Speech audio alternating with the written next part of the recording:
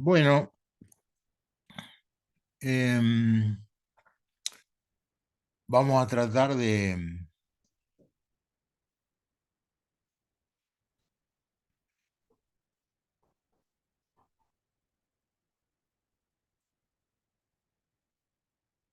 bueno, acá entran dos personas más y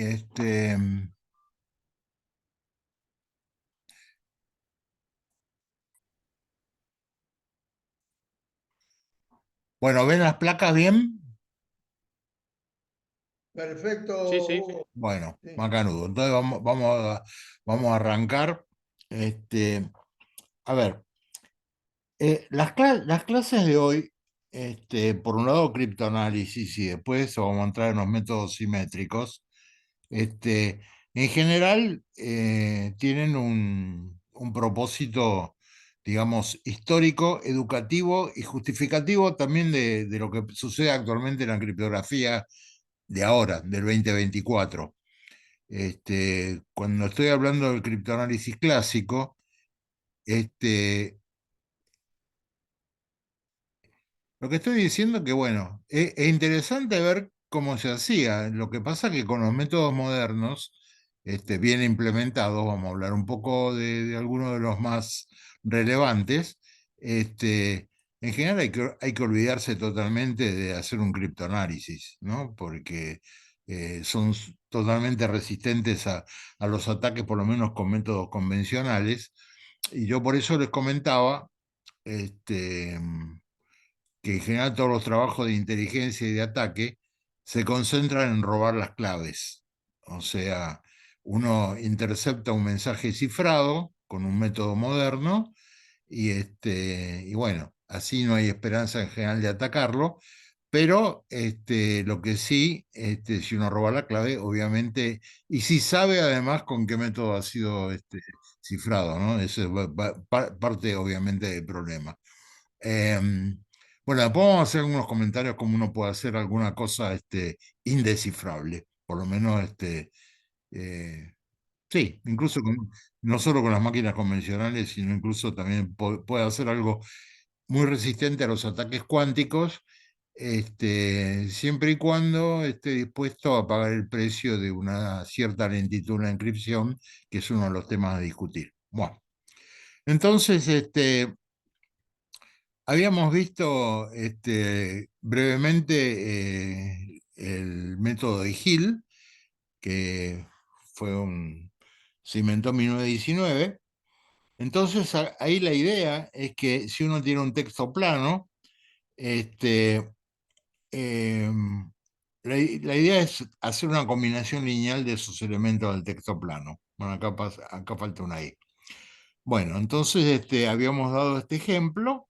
Por ejemplo, digamos, si tenemos un texto plano que son, para hacerlo muy fácil, dos caracteres y lo vamos a cifrar en otros Y1 y Y2, entonces podemos inventar, por ejemplo, una combinación lineal de estos caracteres, numéricamente hablando, ¿se entiende? O sea, tenemos un texto como siempre, un texto plano que está en Z26, si es en inglés, Z27 en castellano, a la M, o sea, M caracteres. Entonces hacemos una combinación lineal de este tipo, por ejemplo, y esto se puede expresar en forma matricial de esta manera. Eh, y entonces, en general, si tenemos un mensaje que tenga M caracteres, o sea, más largo, que con M mayor que 2, obviamente, entonces la estructura del método de Hill es que ese mensaje se va a transformar post multiplicando por una matriz que va a ser la clave. Entonces, si la matriz es inversible, uno a partir del texto cifrado puede recuperar el texto plano. Entonces, alguien me preguntó, ¿cómo se calculan matrices inversas modulares? Bueno, si se toman el trabajo de buscar un poco en Google, van a encontrar que hay una cantidad de algoritmos, ¿no? Em, y también hay eh, aplicativos en la web directamente donde uno puede poner la matriz y conseguir la inscripción, la inversa modular. Bueno, entonces habíamos dado este ejemplo y sigamos adelante nada más. Bueno, una de las cosas más interesantes es lo que llamamos el encriptor de permutación. Esto es una idea muy antigua, se remonta al siglo XVI y consiste en lo siguiente, ¿no? Supongamos que queremos encriptar un mensaje que tiene esta cantidad de caracteres y lo que vamos a hacer es lo siguiente. Vamos a tener todas las permutaciones de los m enteros, desde 1 a 26. O sea, 1, 2, 3, 4, 5 hasta 26, y después otras permutaciones 2, 1, 3, y así sucesivamente. Y sabemos que la cantidad de permutaciones es muy grande, de hecho, es el factorial de 26, o sea, 26 por 25 por 24, así hasta llegar a 1. Entonces, la idea es que si numeramos todas las permutaciones, y cuando llegamos al primer carácter, lo cambiamos según lo que indica la permutación número 1. El segundo carácter va a ser cambiado según lo que indica la permutación número 2 y así sucesivamente. Y entonces, bueno, para desencriptar hay que aplicar obviamente las permutaciones inversas. Esto obviamente para la época y durante muchísimo tiempo fue un bestseller, ¿no? Porque, digamos, el trabajo de hacerlo a mano era prácticamente imposible, ¿no? De alguna manera. Bueno, entonces en general, bueno, habíamos dicho, supongamos que tenemos una permutación del tipo, tenemos los números del 1 al 6, y estas son una de las permutaciones posibles, ¿no? Bueno, entonces, ¿cómo podemos calcular la inversa? Bueno, muy simplemente tomamos la segunda fila que está aquí y la reordenamos. O si quieren, por ejemplo, al 1 que estaba acá abajo le correspondía el 3. Entonces el 1 le corresponde el 3. Al número 2 que está acá le corresponde el 6 y de acá le corresponde el 6, etcétera. Entonces, si por ejemplo tenemos un texto que diga mañana iremos al cine, obviamente escrito así, solos, porque no tenemos los signos de puntuación acá, para hacerlo más simple, lo dividimos en grupos de 6 letras y entonces, por ejemplo, mañana se va a transformar en la ñ y cada uno de ellos se va a transformar hasta que al final nos vamos a encontrar con que no es un múltiplo de 6 nuestro mensaje, quedó solos acá, entonces necesitamos agregarle un carácter que es lo que habíamos llamado padding, que en general no hay problema si uno se pone de acuerdo con la persona que lo va a recibir el mensaje, diciendo, bueno, cuando haya que agregar un padding, bueno, acá no tenemos todos los caracteres, pero normalmente se usa el blanco, o podemos, qué sé yo, acordar cualquier símbolo. Muy bien.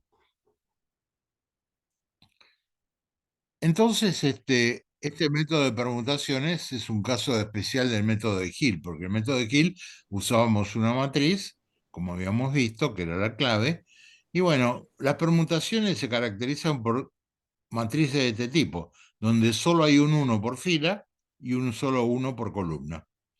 Entonces, la inversa es muy simple, porque la inversa de una matriz de este tipo es simplemente la traspuesta, o sea, cambiamos filas por columnas, nada más que eso. Bien, bueno, esto, como yo les dije, los LFSR lo van a ver con Pedro más adelante. Son pequeños circuitos que producen números pseudo aleatorios. Lamentablemente, obviamente, tienen ciclos, eh, que quiero decir que un LFSR va a producir números aparentemente aleatorios, pero va a ciclar enseguida de una manera que después lo van a estudiar. Lo que sí se han implementado chips que pueden tener cientos de miles de circuitos de ese tipo y se pueden combinar de muchas maneras distintas, ¿no? Así que, bueno, pero eso ya lo van a ver con Pedro Hech. Muy bien. Vamos a hablar, bueno, hablamos un poco de AutoKey la otra vez, lo repaso porque no quedó grabado, creo. Entonces, acá la idea es la siguiente, supongamos que tenemos una clave de T caracteres o T números, si quieren, y entonces, cuando queremos encriptar un texto plano, que va a ser P sub 1, P sub 2, P sub 3, etcétera, etcétera, mientras la cantidad de caracteres no exceda la cantidad que hay acá en la clave, le vamos a sumar la clave módulo S, 26 o 27, lo que sea. Ahora, ¿qué pasa si el texto es más largo y no tenemos más claves? Entonces, la idea de AutoKey es que cuando se nos acaba la clave, vamos a usar como clave lo que habíamos encriptado antes. Y eso sí puede continuar. Bueno, parece un método interesante, se usó bastante tiempo, es quebrable. Bien. El Bedford es una variante del AutoKey, no tiene mucha importancia. Playfair con, bueno. Eh, los libros de clave se han utilizado, bueno, desde tiempo inmemorial. Eh, Acá, por lo menos en Argentina, circularon en Fuerzas Armadas hasta hace, no sé, unos 20 años atrás. O sea, la idea es que uno le reparte los libros de claves a los interlocutores, que sé yo, por ejemplo, un comando militar central que le tiene que mandar un mensaje a un regimiento que está en cualquier otro lado, y entonces quedaron, o se acuerda de que en determinado día, cuando se diga algo, algún mensaje como BX quiere decir batalla, GAK será camino y cosas por el estilo. Bueno. Obviamente, el problema es que el enemigo siempre puede capturar los libros de claves. Y bueno, y de hecho se usaron en toda la Segunda Guerra con las máquinas Enigma y las máquinas Púrpura, que eran las japonesas, y las máquinas norteamericanas. Bueno, realmente eh, la idea de usar rotores en una maquinita eh, fue algo que nació en Estados Unidos por Jefferson en finales del siglo XVIII, ¿no? Este, Y bueno, acá entonces hay 36 cilindros apareados, cada uno tiene las 26 letras permutadas, entonces se van alineando según el texto plano y se aplica por ejemplo, si queremos encriptar GRAN, gran, no sé, gran cosa, qué sé yo, el cilindro de abajo puede quedar como HULA y esa sería la inscripción. Y esa, bueno, es la idea básica de los rotores. Siempre hacen ese tipo de trabajo de una manera u otra, ¿no? Más o menos sofisticada. Em, Después, en el siglo XX, ya se empezaron a utilizar máquinas electromecánicas, o sea, basadas en electricidad, con un cableado interno entre los cilindros, una salida luminosa o impresa, y estos cilindros se iban moviendo, bueno, como justamente el odómetro de un automóvil. O sea, que normalmente cuando da una vuelta entera, avanza una posición el que está a la izquierda y así sucesivamente. Bueno, de la Enigma, bueno, habría que hablar horas. Yo les ofrecí, si algún día tienen ganas, si tienen tiempo, les doy una charla sobre el enigma. Este, si han leído algo de mi libro, bueno, habrán visto que hay mucha historia ahí, historia que le debo gran parte de esa al Museo Enigma que está en Washington State, en los Estados Unidos. La máquina Enigma era muchísimo más complicada. Este, y bueno, lo único que voy a decir es que y lo habrán visto en el libro, los que leyeron esa parte y los que no leyeron les cuento rápidamente, pero en Polonia, que como país limítrofe con Alemania y una larga historia de dominación, este, tradicionalmente el criptoanálisis, o sea, los intentos de descifrar mensajes, se basaban en expertos en lenguajes, ¿no? O sea, obviamente, si los polacos querían descifrar a los alemanes, tenían que tener gente que hablara muy bien alemán, cosa que tenían porque en algunas poblaciones de Alemania que fueron dominio alemán antes, la gente hablaba normalmente alemán, ¿no? Entonces, bueno, hubo tres matemáticos, el más conocido era Rejewski, en Polonia, que sistemáticamente desde más o menos el año 36 empezaron a descifrar las máquinas Enigma, o sea, todas las comunicaciones alemanas.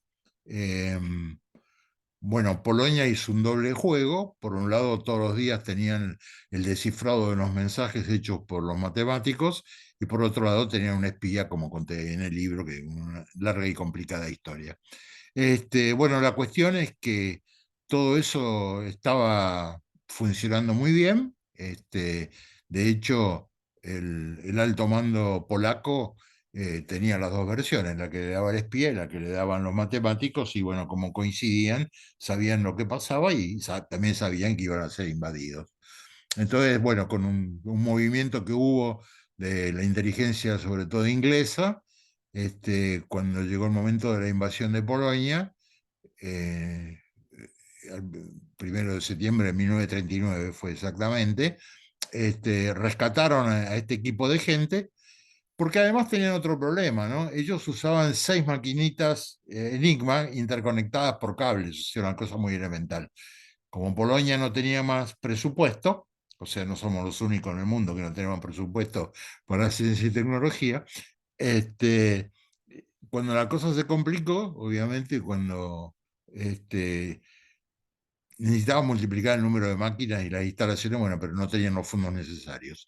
Entonces, bueno, como eso se había mostrado sumamente útil para la guerra, se llevaron a esta gente, a este equipo de Reshevsky, se lo llevaron a Inglaterra, al Bletchley Park, donde estaba Alan Turing, y ellos le explicaron a Turing cómo era el método que habían hecho para descifrar, y que la velocidad de las electromecánicas ya no alcanzaba. Y Turing, bueno, que era obviamente un genio de la computación, diseñó este, las, eh, las mismas cosas. Las llamaban bombas porque, como las máquinas electromecánicas estaban interconectadas entre sí, hacían clac, clac, todo el tiempo hacían una especie de tic-tac como una bomba, ¿no? Bueno, lo que hizo Turing fue desarrollar lo mismo electrónicamente hablando. Entonces, hay muchas mezclas raras en la historia y muchas cosas que, que no están bien dichas o que se han equivocado. Qué sé yo. Brevemente, por ejemplo, la primera computadora electrónica era la Colossus, que se desarrolló en Bletchley Park, pero no tenían por objetivo las enigmas, tenían por objetivo justamente descifrar lo que usaba el alto mando alemán. Este, bueno, si les interesa, me avisan y un día hacemos una cosa con fotos, videos, etcétera, etcétera, pero es un tema sumamente largo. Lo único que les quiero decir que este, normalmente la complejidad a la cual llegaban las enigmas eran del tipo 2 a la 145, o sea, sumamente respetable aún para hoy. Si fallaron y fueron descifradas, era porque tenían errores, errores que siempre se pagan caro en el criptoanálisis, ¿no? Por ejemplo, el error más común que tenían, que ninguna letra se podía encriptar en sí misma. O sea, no había ninguna combinación de claves que la letra A terminara siendo una A. Y eso, bueno, aunque parezca mentira, sirvió mucho para quebrarlo. Bueno, eh, también el ejército de Estados Unidos durante la Segunda Guerra, Hagelin, era un hombre de Azerbaiyán y que había estudiado ingeniería en Suecia, y que, bueno, creó esta máquina, ya fíjense, en 1934, y fue el que creó después la famosa compañía Crypto AG, eh, culpable de todo el espionaje que nos hicieron a nuestros países, ¿no? Acá también hay una linda e interesante historia, pero bueno, ahora no nos podemos detener en eso. Simplemente era una máquina de 6 rotores, este, que tenía este número de combinaciones, no demasiado, muy pequeñito en el fondo, ¿no? Porque lo que habían hecho de complejo con la Enigma, incluso con 3 rotores, era todo el cableado que tenía, ¿no? O sea, atrás tenía un panel de cables, entonces si los rotores decían que la letra A terminaba en J, los cables podían hacer que la J fuera W. Y entonces, tomando en cuenta Bueno, yo me tomé el trabajo de hacer todas las cuentitas, están ahí en mi libro, pero van a haber dos cosas interesantes. Primero, el tremendo número de combinaciones que había de claves, y segundo, que los alemanes se equivocaron y no usaron la combinación que era la más compleja de todas. Pero cosa inentendible, quizás probablemente porque los números eran demasiado grandes para calcular, y yo me aproveché de tener el software de múltiple precisión. Bueno, así que bueno, y bueno, para terminar con los rotores, dos cositas muy rápidas. Una, que los rusos hicieron una máquina de 10 rotores que no tenía el problema del enigma, o sea, en el sentido de que la A podía terminar siendo A, que sabían que eso era una debilidad, y tenía, en vez de 3 4 rotores, tenía 10. De hecho, de la máquina Fialka lo utilizaron los rusos incluso en la década del 80, o sea, porque nunca se quebró, que se sepa. Eso por un lado. Y después eh, se hizo un desarrollo de una máquina tan compleja que solo la usó 12 de esas máquinas, las llegó a usar el ejército francés, y Estados Unidos prohibió que estuviera en el mercado porque esa sí no la podían quebrar.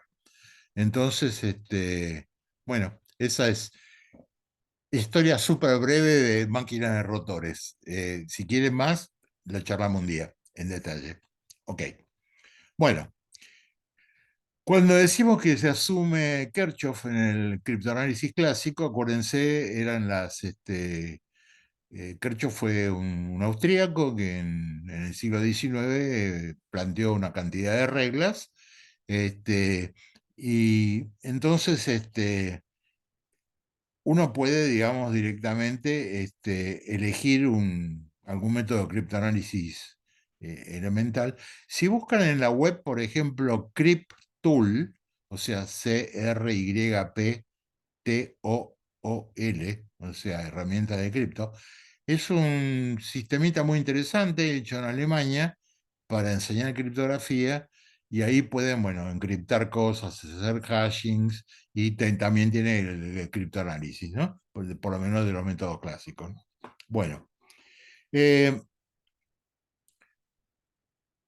que el criptoanálisis tiene que atacar tanto a la primitiva como al protocolo. ¿Eso qué quiere decir?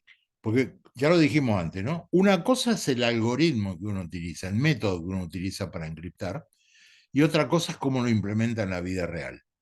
O sea, uno puede tener un método que no ha sido quebrado, pero cuando lo programa puede equivocarse, o la equivocación no es equivocación, sino es algo hecho a propósito, con una puerta trasera. Entonces, cuando una organización dice, ah, yo uso tal método, que tiene todo el prestigio de ser muy bueno, bueno, hay que tener mucho cuidado porque hay que ver cómo se implementó. Entonces, el criptoanálisis busca todos los resquicios posibles, ¿no? Si el método realmente es muy bueno y nunca ha sido quebrado, no va a tener éxito. Si roba la clave, sí va a tener éxito. Y si hay defectos de implementación, también puede tener éxito, ¿no? Entonces, en general, toda la criptografía actual, después vamos a ver un poco más en detalle desde ya la parte de tanto de métodos simétricos como asimétricos, este, en general se basa en la imposibilidad de resolver algunos problemas muy complejos en teoría de números, como factorización de enteros, o logaritmo discreto, o raíz modular, etc. Y este es el problema. ¿Por qué? Porque las máquinas cuánticas arruinan todo esto.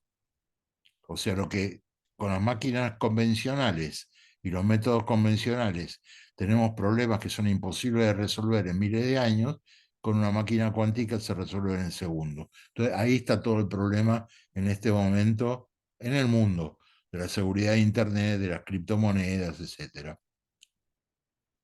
Muy bien.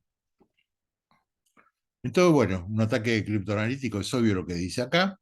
Este, y el ataque de fuerza bruta es probar todas las claves, que obviamente eh, en algún caso después vamos a ver que hubo, por ejemplo, un error en, en una distribución de Linux muy popular en su momento, que por un error de programación en teoría tenían que generar una cantidad enorme, gigantesca de claves, y no, en el fondo hacía nada más que 3.000 claves distintas. Y por lo tanto era quebrable, pero eso por un error. ¿no? No fue hecho a propósito. En muchos otros casos, lo que uno ve, generalmente cuando viene alguna empresa extranjera que tiene como objetivo quebrar algo en alguno de nuestros pobres países, lo que viene es una implementación envenenada, ¿no?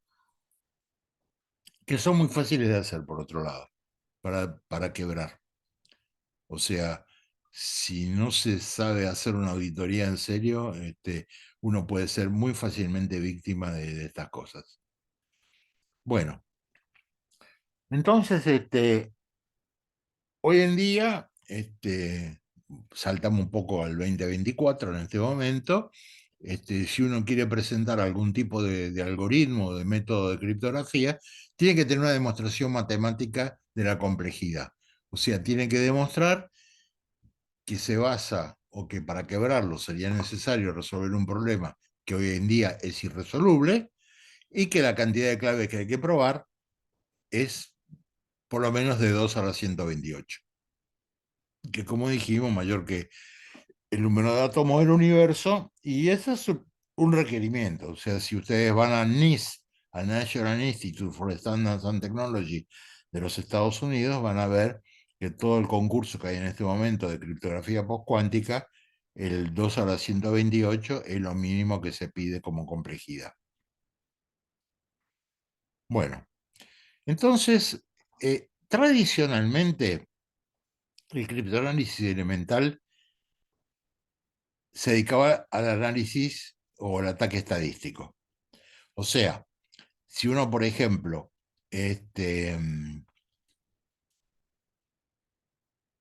tiene cuáles son las frecuencias de las letras, digamos en inglés, después vamos a ver en castellano, ¿no? Por ejemplo, la secuencia viene en este orden. Y después tenemos las combinaciones de dos letras. En inglés, la TH es el digrama más frecuente, por todas las palabras en inglés que todos conocemos. Y después sigue he, in, er, etcétera, etcétera. Y después están los trigramas, o sea, combinaciones de tres letras. En inglés son obviamente estas que están acá. Y después, por supuesto, también hay que ver los digramas y trigramas que están prohibidos. Por ejemplo, en inglés, TXZ no aparece nunca, AA tampoco, KPL. Esto también puede cambiar con el tiempo, ¿no? Porque antes www no aparecía cuando no había internet, ¿no? Bueno, entonces, ¿a qué se dedicaba el espionaje normal, el que yo conocí hace muchos años? Eh, los servicios de inteligencia tenían planillas con todas las frecuencias de estos, de las letras, digramas y trigramas, de todos los idiomas más o menos conocidos, ¿no? Entonces, si uno tenía algún espía amigo, pasaban una fotocopia diciendo esto es en sueco, esto es en francés, etcétera, etcétera. Y entonces, ¿por qué? Porque si uno hace una sustitución monoalfabética, ¿qué quiere decir, por ejemplo? A ver, en castellano, ahora lo vamos a ver, la letra más frecuente es la E. Si uno dice, bueno, en mi encripción la E la transformo en H, bueno, en un texto bastante largo, vemos cuál es la letra más frecuente y si vemos que la H aparece muy frecuentemente, seguramente o muy probablemente venía de la letra E del castellano. ¿Entienden lo que digo? La sustitución simple conserva las frecuencias y ahí es su tremenda debilidad, ¿no? Por ejemplo, fíjense, en el idioma español, acá como les dije, la E es la más frecuente, después sigue la A y después tenemos, bueno, todas estas que están acá. Y algunas que casi no aparecen, ¿no? Como la X. También la J aparece muy poco, ¿no? Entonces, por ejemplo, si uno toma el Quijote, he tenido alumnos que se han tomado el trabajo de hacer esto. Entonces, fíjense, la E aparece el 14% de las veces, la A el 12,2, etcétera. El idioma va cambiando, como todos sabemos, ¿no? Cada tanto la Academia Real Española saca o bendice ciertas cosas que antes no eran ciertas. Así que estas estadísticas pueden cambiar un poco, pero no cambian mucho, ¿no? La E sigue siendo la más frecuente, etcétera, y después la A, etcétera. Y eso pasa en todos los idiomas, este tipo de frecuencia estadística. Una cosa muy interesante es usar la redundancia del lenguaje. Por ejemplo, lean esto. A ver, alguien que lo lea en voz alta.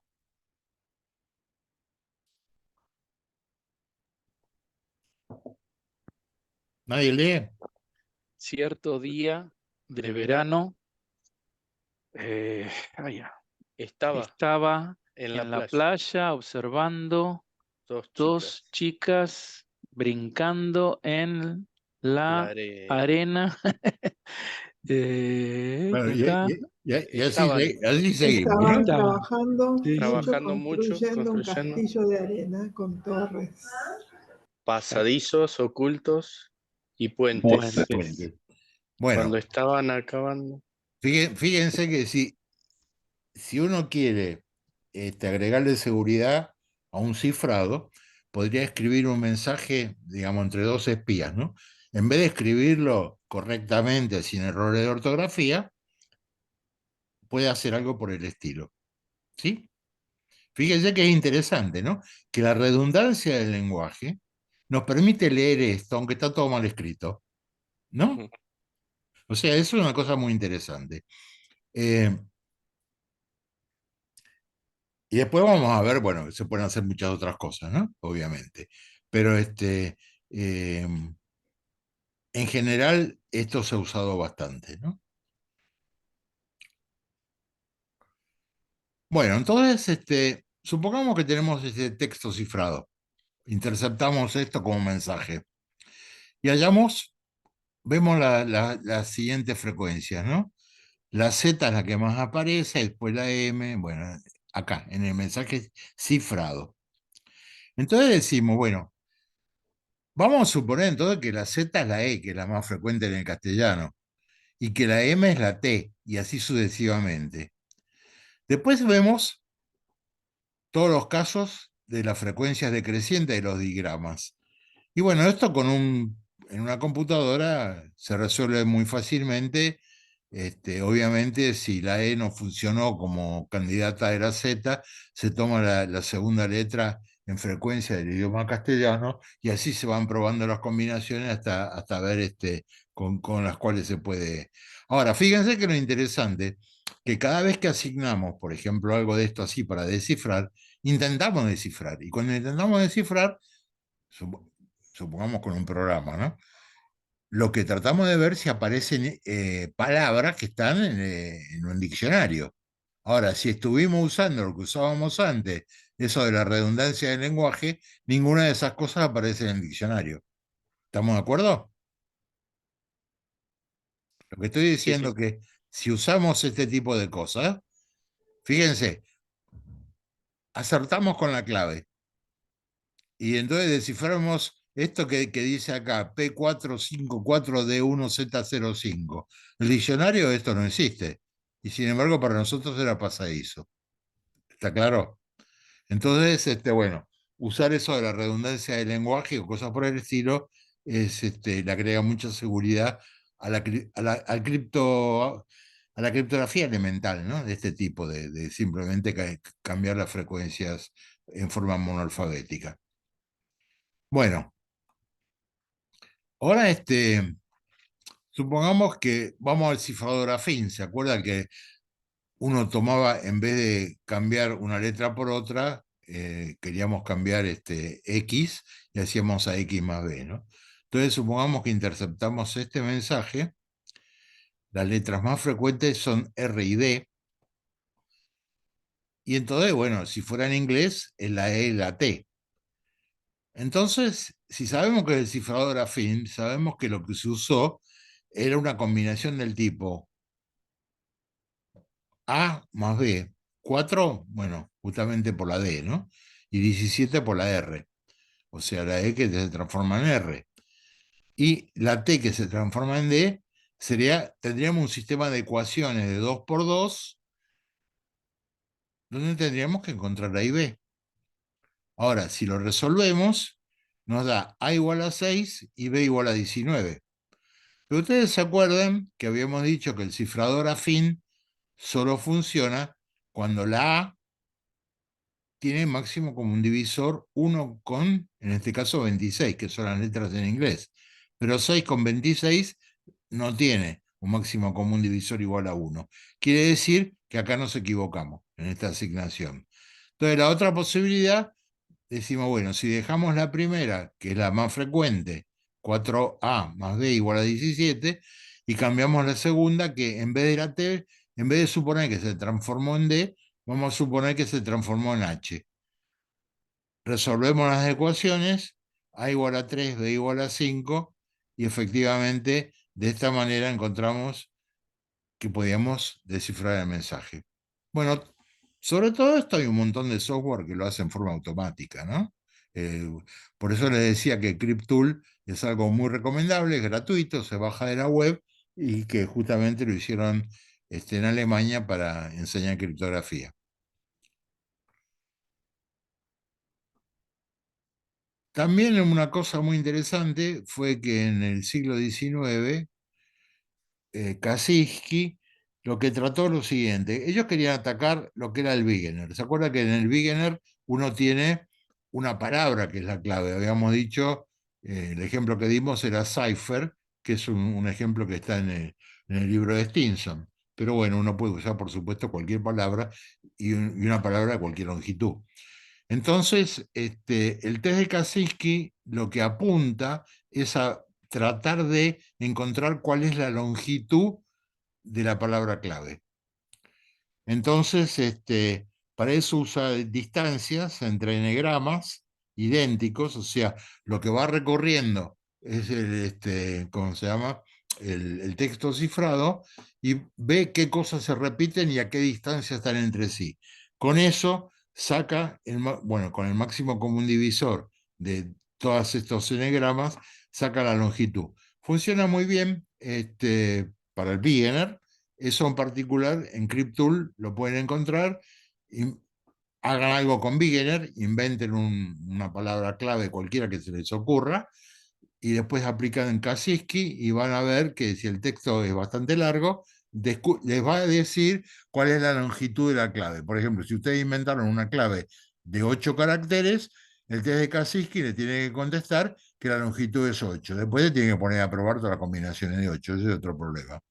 Pero bueno, fue como un primer resultado matemáticamente importante en el criptoanálisis bueno, estamos hablando del siglo XIX. Perdón, Hugo, Sí, mencionaste que la longitud del texto debería ser bastante más larga. claro, ¿Qué tanto? y mira, cuanto más larga, más fácil es el criptoanálisis. Porque si vos tenés que encontrar, imagínate que vos tenés que encontrar todos los enegramas idénticos que se van repitiendo, ¿no? Sí, Qué sé yo. claro, precisas Bueno, un... entonces, si estamos encriptando una cosa que digo mañana 6 de la tarde, con eso no puede hacer ningún análisis estadístico porque es demasiado corto, ¿está claro? Totalmente. Entonces, Sí, sí. lo que siempre se supo, y sobre todo en la parte militar, es que los mensajes tenían que ser cortos y cuando tenían que ser más largos, dividirlo en pedacitos y cada uno tiene que tener su propia clave para justamente impedir que se haga un análisis estadístico de ese tipo. ¿Está claro? Sí, sí. Excelente. Obviamente, ya con bastante complejidad, piensen que el beginner se usó hasta después de la Primera Guerra Mundial, ¿no? Bueno, de hecho hubo un análisis muy, muy importante hecho en Francia en la Primera Guerra Mundial, porque descifraron también un mensaje alemán que daba las coordenadas de donde tenían la artillería. Y así fueron bombardeados. Y pagaron el precio por un mensaje que fue descifrado. Entonces, bueno, mucho mayor precio pagaron en la Segunda Guerra Mundial con las enigmas, pero fue interesante, eso fue uno de los primeros casos que hubo, más o menos modernos, digamos, por lo menos siglo pasado, donde justamente un criptoanálisis fue tremendamente efectivo en la parte militar. Bueno, también hay un índice de coincidencia de Friedman. Bueno, es más complicado. Bueno, todo esto. Bueno, entonces, em, si es con el método de Hill y solamente hay un cifrado, o sea, únicamente interceptamos un mensaje cifrado, es muy difícil de quebrar. ¿Por qué? Porque acuérdense que el cifrado es tomar el texto plano y multiplicarlo a la derecha por una matriz. Y la matriz tiene dimensión K por K. Si K es bastante largo, estamos hablando de una matriz de K cuadrado de elementos. Y entonces con un texto relativamente corto es imposible resolver eso desde un punto de vista de utilizar álgebra lineal, ¿no? Entonces, bueno, acá les puse un ejemplo y donde para obtener la matriz que se usa como clave. Bien,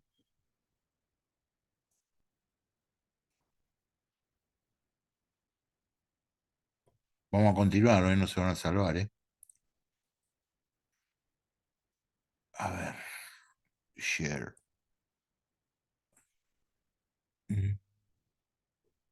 Placas 4.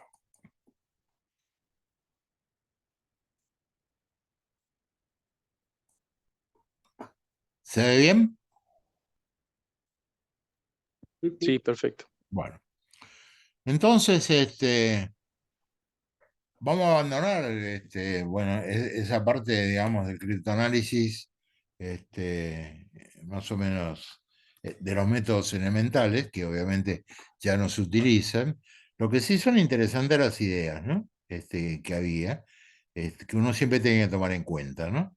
O sea, como yo les comenté, los servicios de inteligencia de los países, como el nuestro, por ejemplo, reciben una vez por año un release de un software de criptoanálisis que viene de los Estados Unidos.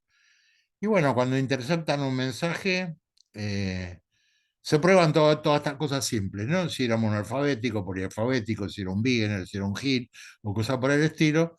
Normalmente no lo son, porque el grado de estupidez no llega a ese nivel en este momento, pero bueno, avanza en forma secuencial, ¿no? La complejidad. Y después trata de hacer un criptoanálisis de cosas más sofisticadas. Hoy en día ya prácticamente sin ninguna esperanza, ¿no? Bueno, entonces vamos a hablar de la criptografía simétrica. A ver. Muy bien. Veo que Rubén Padura puso justamente el link a CrypTool, así que bueno, de acuerdo, me parece bárbaro. Bueno, entonces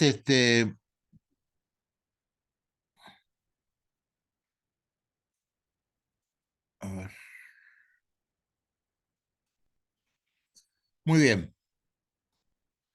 Entonces la criptografía asimétrica, como ya lo dijimos 20 veces, usamos la misma clave para encriptar y desencriptar, y como todo el mundo sabe, el gran problema es cómo distribuir las claves. Entonces, bueno, hay dos tipos de inscripciones simétricas. Uno, lo que llamamos de bloques, donde tomamos el mensaje y lo dividimos en bloques, que normalmente todo el mundo utiliza bloques de 64 bits. Se han hecho experiencia, obviamente, con bloques de 128, etcétera. Bueno, no cambia mucho la historia. Y eso es una manera, tratar el mensaje por bloques. Y la otra, lo que son stream, o sea, de flujo. O sea, uno tiene el mensaje, como el que estaba acá, 001, etcétera, etcétera, y tiene una clave, como habíamos visto cuando vimos el anotador de única vez, una clave que consiste de bits. Entonces hacemos una operación XOR. Si esto era 0 y esto es 0, el resultado es 0. Si esto es 0 y este es un 1, el resultado es un 1, etcétera. Entonces, estos son las dos componentes, los dos estilos predominantes, o los únicos diría prácticamente, en la inscripción simétrica. O tratamos lo que queremos por bloques o lo tratamos en forma de flujo. ¿Alguna pregunta?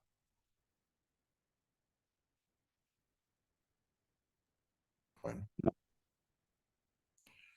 Vamos a ver el DES, el Data Encryption Standard. el algoritmo más famoso, más usado del mundo, más aburrido del mundo, es sumamente aburrido. O sea, vamos a ver que está lleno de detalles y de cosas. Lo más interesante del DES probablemente es lo siguiente, como yo le dije en algún momento, hubo un alemán llamado Feistel, que obviamente emigró de Alemania a Estados Unidos después de la guerra. Aparentemente era una persona muy genial, que inventó muchas cosas.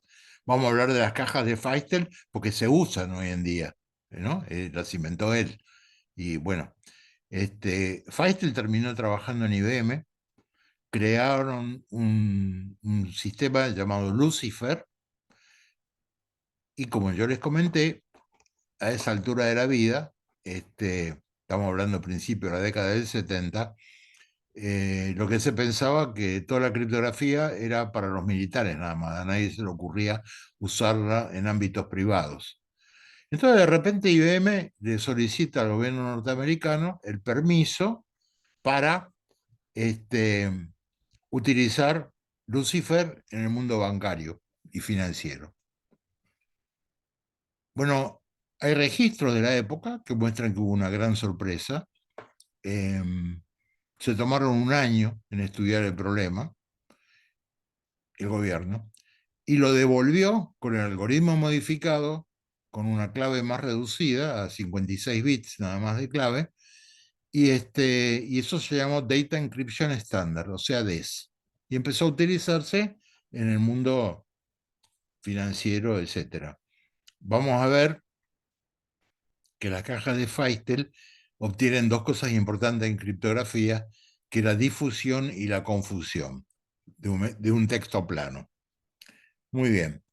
Entonces, el NIST, o sea, el National Institute for Standards and Technology, lo da como estándar en 1975, está obviamente publicado, y vamos a ver que termina de morir totalmente en 1998, cuando aparece bueno, un libro, Cracking DES, y en el interín se fueron, vamos a ver que el DES tiene 16 iteraciones para encriptar un texto, y bueno, había versiones con 3, 4, 5 iteraciones, y bueno, se fueron quebradas sucesivamente.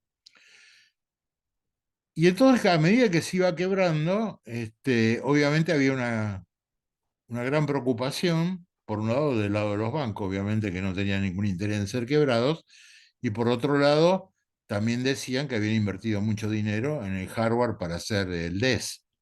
Entonces, si buscan un poco en la web, una muy famosa criptógrafa norteamericana llamada Dorothy Denning, que hizo un libro muy interesante. Si alguien lo quiere, y de paso les comento, yo tengo muchos libros en PDF. Así que, un poco dependiendo del interés, si alguno me escribe, qué sé yo, en este momento hay un libro que es el sumum, digamos, de la criptografía moderna, hecho en la Universidad de Stanford por Bonnet y Shoup. Pero eso para, yo diría, la gente que quiere dedicarse realmente a investigar en criptografía. Después hay otros libros que son muy prácticos, muy del día a día. Y bueno, el libro de Dorothy Denning tiene un interés más bien histórico. Bueno, lo que pasaba entonces en ese momento es que el Senado norteamericano hacía lo que llaman los hearings, o sea, audiencias, y generalmente la que más expuso ante el Congreso norteamericano era Dorothy Denning, que ella iba explicando bueno, que no se podía continuar con esa historia porque estaba siendo quebrado y que eso iba a provocar por ahí una catástrofe bancaria financiera y bueno, todavía toda una lucha entre aquellos bancos que decían invertimos mucho dinero y no queremos perderlo, y la gente que estaba del lado de la seguridad decía, bueno, lo van a perder porque los van a estafar, ¿no? Entonces, eso condujo, estoy llegando un poco hasta casi el final, en el 2001, o sea, mire que pasó mucho tiempo, o sea, estamos hace 23 años que hicieron esto, se llamó un concurso internacional para reemplazar al DES. Y bueno, lo ganaron dos criptógrafos belgas. Los acrónimos eran RIGN y DAEL. Bueno, como es muy difícil de pronunciar, lo llamaron AES, o Advanced Encryption Standard, que bueno, está disponible por todos lados en la web. O sea, hoy es el algoritmo estándar. Después vamos a hacer unos comentarios sobre qué se puede hacer además con eso. Es más, le voy a dar una propuesta de cómo se puede hacer un algoritmo inquebrable. Va, fácilmente, ¿no? Entonces, bueno, acá estaba desarrollado por IBM. Fíjense que ya de entrada el gobierno norteamericano lo aprobó para aplicaciones no clasificadas. O sea, no era para la defensa nacional, era para el mundo civil. Se revisó cada 5 años y se renovó hasta el 98. Bueno, cumple una función didáctica, excepto una cosa que les voy a mostrar que lo están aplicando los bancos. Bueno, entonces, ¿qué es lo que hace? Vamos a ver que casi todo lo que hace es criticable y modificable. O sea, vamos a ver al final que realmente los que desarrollaron el DES, o sea, del lado del gobierno, eran geniales, porque inventaron algunas cosas que hoy en día todavía no se entienden y que llevaron al quiebre. Y probablemente ellos sabían quebrarlo desde el día 1, por eso inventaron todo eso. Bueno, entonces, vamos a ver unos dibujitos después para que se entienda mejor, pero acá les doy el esquema algorítmico, ¿no? Supongamos que tenemos un texto plano, o sea que es un vector binario, y entonces lo que se va a hacer es permutarlo, o sea, cambiamos el orden. Pero IP es una permutación fija, que es conocida. Entonces la cuestión es, ¿para qué permutar si todo el mundo la conoce? Porque si uno utiliza una permutación de todas las que hay, desconocida, le complica la vida al atacante. Sin embargo, IP es fija desde el primer día. La vamos a ver. Y eso se lo divide, eh, acá vamos a usar este bloque de 64, ¿no? Se lo divide en dos partes, L y R. Eso viene en inglés, left and right. 32 bits acá y 32 bits acá. Muy bien. ¿Y luego qué es lo que se va a hacer? Después vamos a ver con un dibujito, se entiende muy bien, ¿no? Se van a hacer 16 iteraciones. ¿Cómo son las iteraciones? Partimos desde el principio, esto que está acá, y lo próximo que esté a la izquierda va a ser la derecha que estaba antes. Y lo que estaba a la derecha se lo va a transformar haciendo un XOR, o sea, bit a bit, entre lo que estaba a la izquierda y una función que va a dar claves. La vamos a ver. Esa función va a permitir modificar el array. Entonces, el esquema es obvio. Se, tenemos los bloques de 64 bits, 56 son útiles nada más porque 8 quedan para control de paridad. ¿Por qué? Bueno, ¿todos saben lo que es el control de paridad en transmisiones? No. Bueno, suponete que vos transmitís 64 bits y tenés un error de comunicaciones, no sé, un ruido en la línea o algo, ¿no? Entonces acá vos tenías una cantidad, por ejemplo, de unos y ceros, ¿sí? Entonces, con 8 bytes, por lo menos transmitís, por ejemplo, cuántos unos había. Si lo que llegó no tiene esa cantidad de unos, que quiere decir que hubo un error en la transmisión y hay que volver a retransmitirlo. Esto es una forma muy elemental.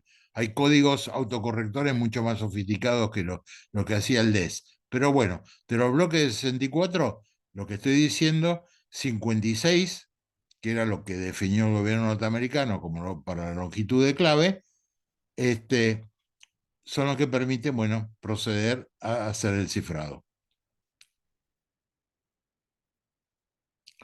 Bueno, esa función, que es la que, vuelvo para atrás un minuto, esta función que va a dar las claves en cada iteración, la vamos a describir un poco después, pero ¿qué es lo que se va a hacer? Se va a tomar, todo esto es arbitrario, ni siquiera vale la pena recordarlo, simplemente ver cómo funciona más o menos. Creamos cadenas, 16 cadenas de longitud 48, que están calculadas como una función de la clave maestra inicial. ¿Qué es lo que cada una de las subclaves? Vamos a usar, dijimos, 16 iteraciones. En la iteración 1 usamos la clave 1, después la 2 hasta la 16. ¿Qué son estas claves? Son selecciones permutadas de los bits de la clave original. Muy bien. Cuando terminamos con todo esto, al final se aplica la inversa de la permutación que estaba al comienzo. O sea, el cifrado va a ser, tomamos lo último que tenemos, L16, R16, le aplicamos la permutación inversa y desciframos. Vamos a ver con un dibujito, así creo que lo entendemos un poco quizás más claro. Entonces tenemos un bloque inicial, le aplicamos la permutación, siempre 64 bits, y lo dividimos en 2 de 32. Entonces, en la iteración siguiente, lo que va a ser izquierda I, para ir desde 1 hasta 16, ¿no? Vamos a copiar lo que estaba en R0. Y lo que va a ser R1, o sea, el nuevo R, va a ser lo que estaba a la izquierda, un XOR, o sea, bit a bit, con esta función que después la vamos a ver que es totalmente estrafalaria y cambiable. Entonces, cuando se terminan estas 16 iteraciones, se le aplica la permutación inversa y tenemos bloque cifrado. Esta es la caja de Feistel, que ahora acá con un dibujito quizás se entiende mejor. O sea, en cada paso, lo que va a la izquierda era lo que estaba a la derecha antes. Lo que estaba a la izquierda, ¿qué vamos a hacer? Invocamos esa función, que vamos a ver que es totalmente rara, nos va a dar una clave y vamos a hacer un XOR entre esa clave y lo que estaba acá con R. El resultado con el XOR es el nuevo R. ¿Se entendió? O sea, la caja de Feistel son nada más que esto. Bueno. Y entonces la función f, la función bendita, esta que está acá, va a tener dos argumentos. Va a tener, o sea, dos entradas, ¿no? Una longitud, una cadena de longitud de 32 y otra de longitud 48. Y los va a mezclar de modo tal que el resultado es una de 32. ¿Por qué necesita de 32? Bueno, porque el resultado de esto de 32 tiene que hacer el XOR con esto que tenía 32 y tiene que hacerlo bit a bit. Así que el resultado de esto tiene que tener 32 bits, si no, no se puede hacer. ¿Está claro? Bueno, entonces, fíjense la forma rarísima y vamos a ver lo único que es no lineal en toda esta historia. El primer argumento A, que tenía 32 bits, vamos a fabricar a partir de A algo de longitud 48, expandiéndola. Entonces, tenemos los 32 bits de A permutados de una cierta manera y vamos a repetir 16 de ellos. Acá como observación, ¿no? Ahora vamos a ver cómo lo repiten. Porque lo repiten siempre de la misma manera. O sea, si uno quisiera hacer un DES nuevo, podría modificar todas estas cosas. Podría modificar la función f, podría hacer que la expansión esta que está acá se haga de forma diferente, etcétera, etcétera. Pero bueno, yo les estoy describiendo lo que hicieron y cómo funciona el DES. Entonces, una vez que esto está expandido, se puede hacer un XOR con esta J que tenía 48 bits. Sí, correcto. Ahora, ¿para qué sirve todo esto, no? Bueno, lo que van a hacer es lo siguiente. Se concatenan 8 cadenas de 6 bits. 8 por 6 son los 48 que están acá. O sea, B va a ser B1, B2 hasta B8. Y entonces, lo que se va a hacer ahora es lo siguiente.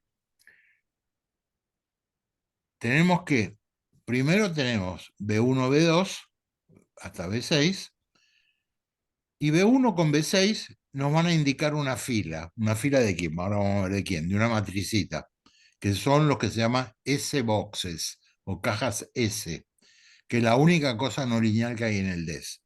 O sea, tomamos el bit 1 y el bit 6 y nos va a indicar una fila. Como estos van de 0, 0 a 1, 1, ¿cuántas posibilidades tenemos? 4.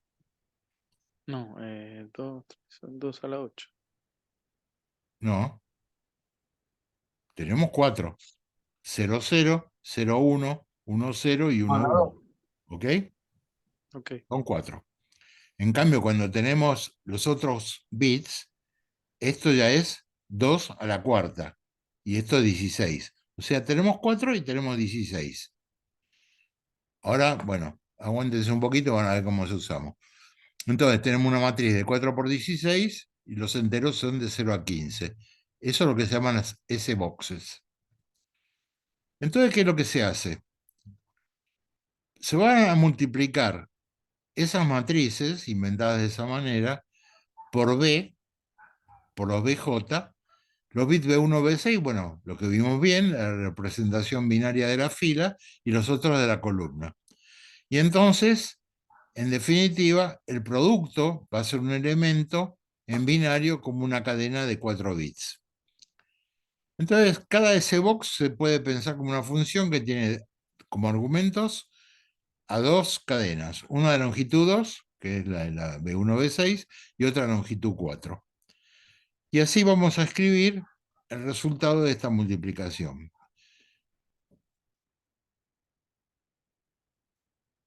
Bueno, entonces vamos a ver. La permutación inicial es esta, siempre la misma. Es medio inentendible, ¿no? Porque cualquier atacante del DES sabe que al final de lo que esté probando, sabe que tiene que aplicar la inversa de esta matricita. Muy bien. Después, esta es la inversa, o sea, ya está calculada, obviamente. Y la función de expansión es absolutamente ridícula, ¿no? Porque, por ejemplo, fíjense, el 1 que está... Acuérdense que de 32 bits queremos tener 48. El 1 que está acá, se lo repite acá. El 4 que estaba acá, se lo repite acá. Bueno, y así sucesivamente. Es siempre la misma función. O sea, no hay mucho trabajo para el criptoanalista, ¿no?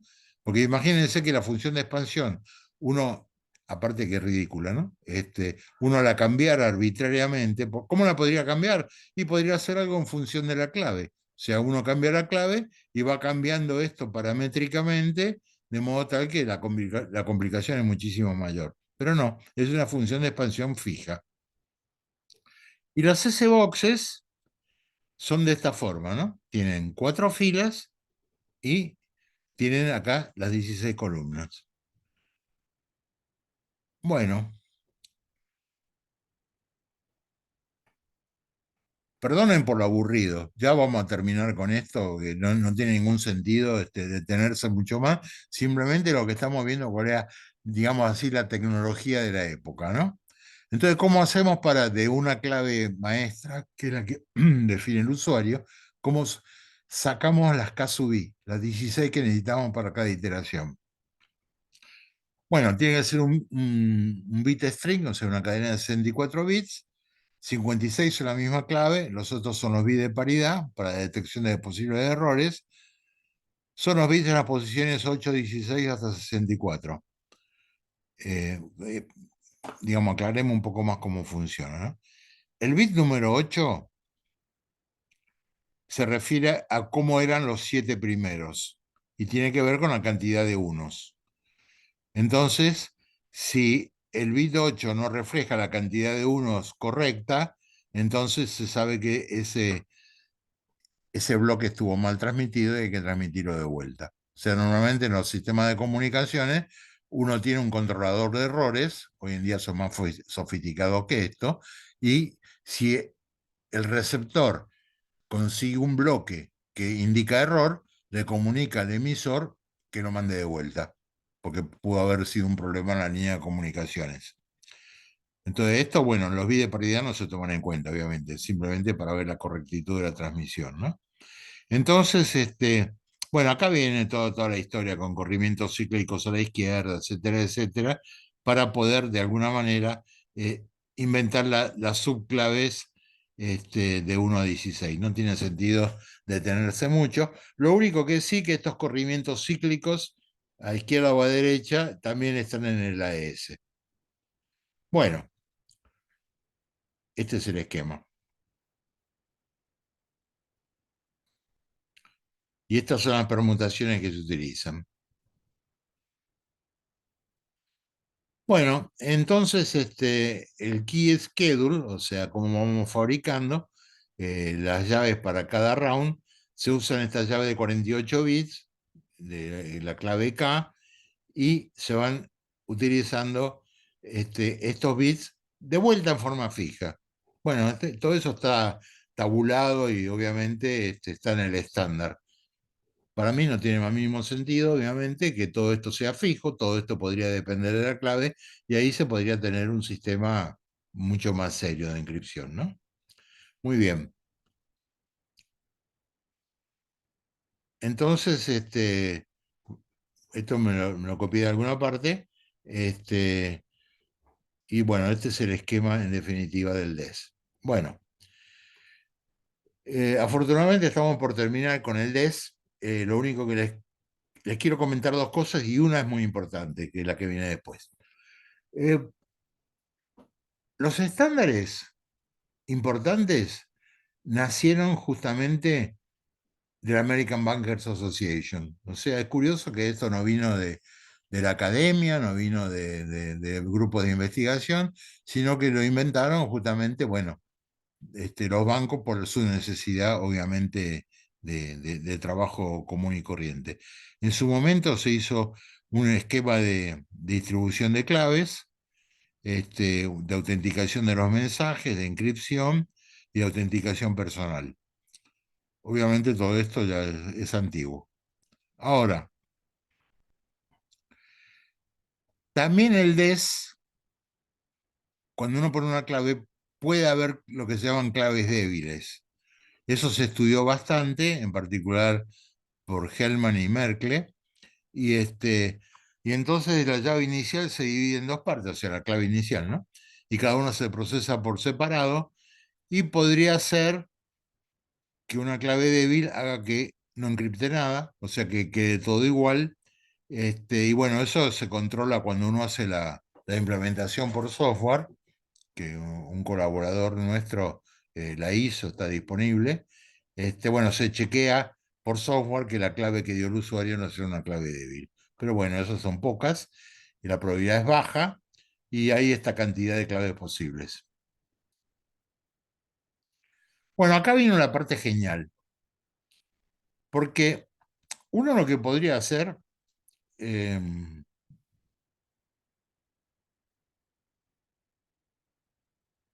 sería lo siguiente. ¿Qué es el triple DES? Uno podría encriptar 3 veces un mensaje, con 2 o con 3 claves. A ver, entendamos lo que digo. Uno tiene un mensaje M, tiene una clave 1, lo encripta. A ese resultado lo vuelve a encriptar con otra clave. Y quizá lo podría volver a encriptar con una tercera clave, va a ser un triple DES, o hacer variantes, encriptar con una clave, hacer como que desencripto con la segunda, no desencripto nada porque la segunda clave es distinta de la primera, y después volver a encriptar con una tercera clave. ¿Entienden las variantes? Hola. Sí, sí. Sí, sí, sí. Bueno, uno puede hacer todo ese tipo de mezclas, ¿no? Bueno, ahora, la pregunta es, si uno encripta con este triple DES, ¿no habrá otra clave que nadie sabe cuál es? Que tenga la amabilidad de ir del principio al fin. O sea, lo que estoy diciendo es lo siguiente. Si un atacante sabe que algo se hizo con el triple DES, es como que tiene el problema de encontrar 2 o 3 claves, porque el triple DES viene en 2 sabores, con 2 claves o 3 claves. Pero supongamos a ver la de 3 claves, que es la más complicada. Si el atacante sabe que es un triple DES, dice, bueno, tengo que encontrar la clave K1, K2 y K3. ¿Estamos de acuerdo? La pregunta es, ¿no habrá una clave 4 que haga el mismo trabajo de las 3 primeras? Con lo cual el problema del atacante es encontrar una clave y no 3. ¿Se entendió eso? A ver, tengo un mensaje original, un texto plano, y termino en un texto cifrado. Usé el triple DES, ponerle con 3 claves. Muy bien. Entonces, tengo el mensaje M, el plano, y el mensaje C, que es el cifrado, el resultado de todo lo que hice. Pregunta, ¿no habrá una cuarta clave que nos lleve de ese texto plano a ese mensaje cifrado? En ese caso, el problema del atacante sería encontrar una clave y no 3. Bueno, se demostró matemáticamente que no existe esa cuarta clave. O sea que desde el punto de vista algebraico, el DES no tiene estructura de grupo. Y bueno, entonces lo normal es lo que está acá, ¿no? Tomo el mensaje M, lo encripto con la clave 1, hago como que la desencripto con la clave 2 y después la vuelvo a encriptar, por ejemplo, con la clave 1 o cualquier combinación de A1 que Eso con 2 claves distintas. Con 3 claves pueden ser las 3 distintas. Lo que yo les quería decir es lo siguiente. Cuando se hizo el concurso de la AES, hubo varios finalistas, o sea, otros métodos que ofrecían prácticamente la seguridad de la AES, que también, y entonces uno se descartaba porque se buscaba el más rápido, había un requisito que había puesto el NIS, que era que la velocidad de encripción y desencripción fuese la misma, el AES no lo cumple totalmente, pero bueno, fuera de eso cumplía con todos los requisitos y por eso se lo eligió. ¿Ok? Nombres, bueno, 2 algoritmos importantes que compitieron con lo que es el AES, uno que se llama Serpent y otro se llama Twofish. Bueno, yo lo que digo es lo siguiente, supongamos que para encriptar con la idea del triple DES usamos 3 algoritmos distintos o 2 algoritmos distintos. Supongamos que uno toma el mensaje, lo encriptamos primero con AES, después hacemos que lo desencriptamos con Twofish, que no va a dar nada, por supuesto, y después lo volvemos a encriptar con el AES. ¿Quién ataca eso? Nadie. ¿Es lento? Sí. El 3DS es lento, pero no ha sido quebrado. Hasta hoy no ha sido quebrado. Entonces, lo que yo les comentaba, que la decisión de los bancos ha sido utilizar el hardware que habían comprado para el DES para implementar triple DES. ¿Por qué? Porque cuando vamos al cajero automático y ponemos nuestra tarjeta, se lee la banda magnética, que ahí está encriptado nuestros datos, ¿no? O sea, la clave, el nombre nuestro, etcétera, etcétera. Es un mensaje corto, tradicionalmente se hace con DES. No sé si acá terminaron los bancos con esa transformación, voy a preguntar. Pero la idea, igual, como es un mensaje muy corto, no es nada fácil de quebrar tan trivialmente. Y entonces, bueno, lo que quieren que lo que esté en la banda magnética sea triple D. En muchos lugares del mundo ya lo es hace rato. ¿Ok? Bueno, eh, obviamente, si uno quisiera investigar o hacer otro algoritmo tomando el DES como base, es decir, como ejercicio, como investigación, todas las cosas que eran fijas podrían ser variables dependiendo de la clave. Y eso sería un algoritmo mucho más interesante, con un número de combinaciones infinitamente mayor. ¿Ok?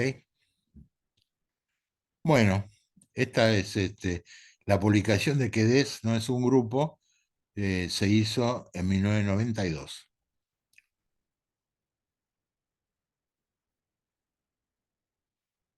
Bien. Eh,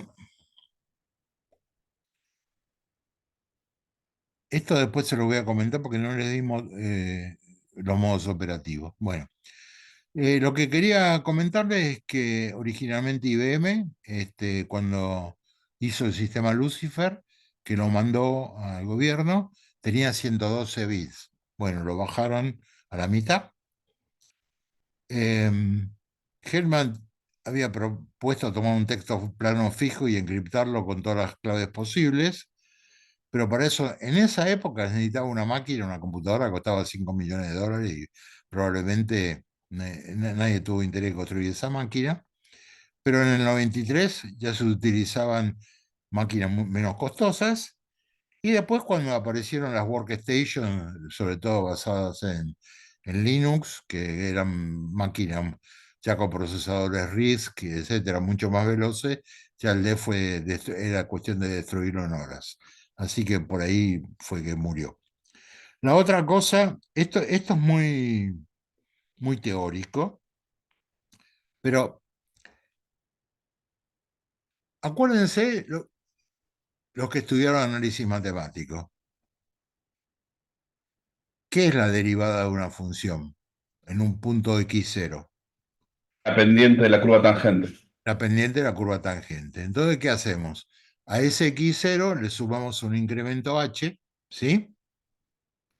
Hacemos f de x0 más h menos f de x0 y dividimos por h, ¿no? Eso es lo básico del cálculo diferencial. Lo que inventaron estos dos matemáticos israelíes es que si uno tiene un texto y lo encripta, y ese texto lo modifica un poquito, como el h de la derivada, ¿no? Y lo vuelve a encriptar, a partir de las diferencias de encripción se podía deducir cómo quebrarlo. ¿Entienden? Eso es criptoanálisis diferencial.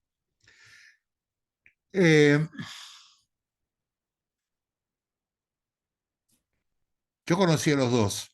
Estuve en Israel, pero me invitaron por otro tema. Yo me dedicaba ¿cómo se llama? A reconstrucción de imágenes tomográficas. Entonces fui a hablar en un congreso de eso, pero ya que estaba en el Technion, lo fui a ver a Eli Biham, que era un muchacho joven, muy simpático. Estuvimos charlando un montón de cosas de criptografía. Yo lo había invitado a venir acá a uno de los cursos, pero bueno, estaba ocupado como por 10 años, se había hecho muy famoso. Bueno, nada, después no lo vi más. Y Yamir, que es el que vamos a ver la S de RCA, bueno, vino acá a la Argentina hace relativamente poco tiempo. Bueno, y con él charlé un montón de cosas que después les voy a contar. El otro tema que es bastante increíble es lo siguiente. ¿Por qué se usaron 16 iteraciones del DES? Porque después de 5 rondas, todos los bits del texto cifrado son una función, tanto del texto plano que pusimos como de la clave. A ver si nos entendemos. Estamos encriptando un mensaje. El mensaje son bits, la clave son bits. Después de 5 rondas, lo que obtenemos, ya todo lo que obtuvimos, depende del texto plano y depende de la clave. O sea, aparentemente ya estaríamos como para parar, ¿no? Por ahí, con 5 o 6 rondas. Bueno, lo interesante es que si el número de rondas es menor que 16, un ataque con texto plano conocido es más eficiente que el ataque por fuerza bruta. Por eso usaron 16, por eso fijó el gobierno norteamericano 16 iteraciones. Nunca se terminó de aclarar el tema. Controversias hubo muchísimas, ¿no? Una objeción era que esas S-boxes, esas matricitas, es la única parte, como yo le dije, no lineal de todo el DES, ¿no? Pero, ¿cómo se diseñaron? No se sabe. Algunos sugirieron que había puertas traseras que permitían a la Agencia Nacional de Seguridad desencriptar el DES desde el día 1. Nadie las descubrió, no se puede refutar, puede que existan, puede que no existan. Y después, la NSA, ante la controversia, dijo que usaron los siguientes criterios. cada fila de las S-boxes era una permutación de los enteros, lo cual es cierto. Ninguna S-box es una función lineal de los inputs, también es cierto. Si se cambia un bit de entrada, en una S-box cambian por lo menos 2 bits de la salida. Y después había unas relaciones booleanas muy raras, esta que por lo menos diferían en 2 bits. Hay varias cosas raras que se han descubierto. ¿Hay más criterios? Bueno, nunca nadie... Después que se quebró el DES, la gente perdió el interés, digamos, en investigar qué es lo que había pasado en la historia. Pero muy probablemente todas estas cosas raras que tiene el DES tenían como objetivo quebrarlo del día 1, lo cual, desde un punto de vista de un gobierno, es absolutamente lógico. Lo que querían era monitorear qué es lo que pasaba en las comunicaciones entre civiles. Eso se expandió bastante tiempo, ¿no? Ya más modernamente, por ejemplo, una empresa israelí puso métodos de encripción en bancos europeos hasta que descubrieron que tenían puertas traseras. Y bueno, la justificación israelí fue de que ellos lo que querían monitorear eran los movimientos de fondos que podían tener que ver con el tráfico de armas. Los bancos no estuvieron muy felices y la sacaron. O sea, en general, como me dijo un conocido jefe de las Fuerzas Armadas acá, cuando uno elige un proveedor de criptografía extranjero, está eligiendo quién te va a espiar. Esa es la verdad, ¿no? Porque son cosas muy difíciles de investigar. Bueno, vamos a hacer una cosa. ¿Quieren un intervalo? Sí, por favor. Sí, por favor. Sí, dale. Bueno, pues, a ver, siempre las dos opciones Estamos, si lo rogamos, le pedimos por favor. Bueno, está bien, entendí. Muy bien. Volvemos en ¿cuánto tiempo quieren? Sí, 15 está bien, o 10. ¿10? Bueno. A ver, en mi reloj son casi 8:30. Digamos, menos 20. ¿Volvemos? ¿Ok? Perfecto, Hugo, perfecto. Perfecto, gracias. Eso.